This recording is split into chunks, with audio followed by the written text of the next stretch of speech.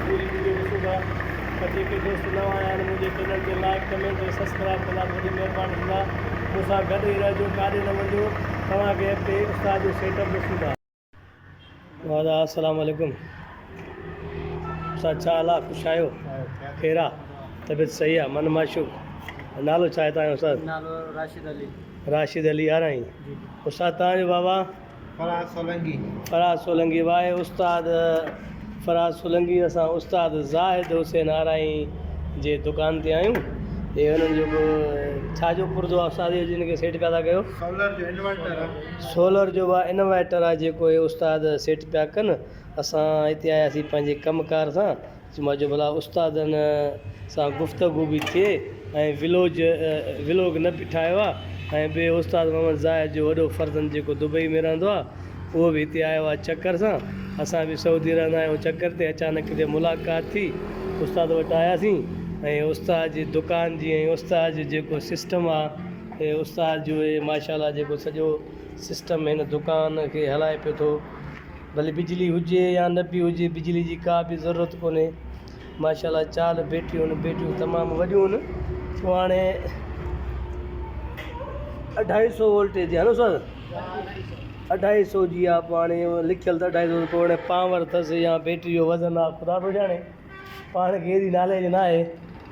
सो माशाल्लाह वरी हिनखे छा चइबो आहे? हवाई किरात मशीन माशाल्लाह। पर लॻे थो डिज़ाइन पुराणे दौर जी आहे न? पुराणे दौर जी आहे न माशाल्लाह। हे उस्ताद ज़ाहिद अलाई बहितरीनु माण्हू आहे उस्ताद। त हिते मुंहिंजो छोकिरो बि हिते ई सिखंदो आहे। ॿियो असांजो भाइटियो आहे उहो बि हिते ई सिखंदो आहे। उहे उस्ताद जा फर्ज़नि सां कचारी थी माशाल्लाह। ॾिसी सघो था पाण तव्हां जॻहियूं शयूं न। ऐं ईअं सम्झो माना परदेस में बि कुझु न आहे, पाकिस्तान में बि सभु कुझु आहे। करण वारे जे लाइ सभु कुझु आहे, हर शइ आहे। उस्ताद जो दुकानु आहे पंहिंजो ज़ाती। हेॾो वरी हे मशीन आहे। अबा हिन मशीन जो नालो छा? हाणे मालिक खे बि नालो कोन थो हुजे। पोइ मां सिंधी में खणी ईअं चवां त भाई सोराख़ करण वारी मशीन। सिंधी में ईअं खणी चइजे हे सोराख़ कढण वारी मशीन, सम्झी। ऐं हे वरी भला छुरियूं तिखियूं करण वारी मशीन, सराइण मशीन माशाल्लाह। हे उस्ताद जो असांजो छोकिरो हिते आहे। असांजो छोकिरो मोहम्मद आलम परियों हिम्मत अली।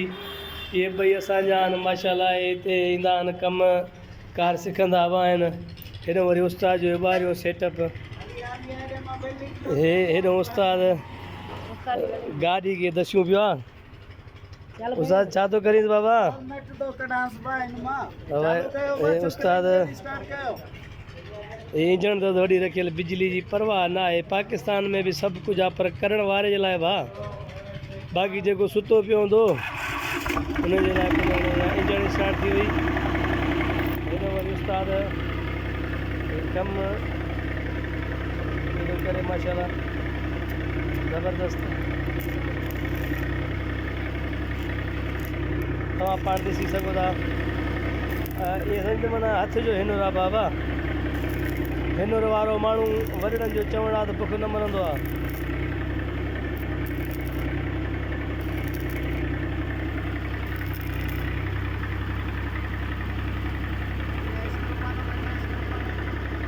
हे उस्ताद जा हेल्पर ॿई उस्ताद जा हेल्पर।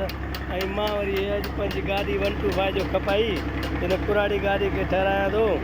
कुराड़ी गाॾी खे ठहिराइण जे हिसाब सां हिते आयासीं। असां सां गॾु रहिजो।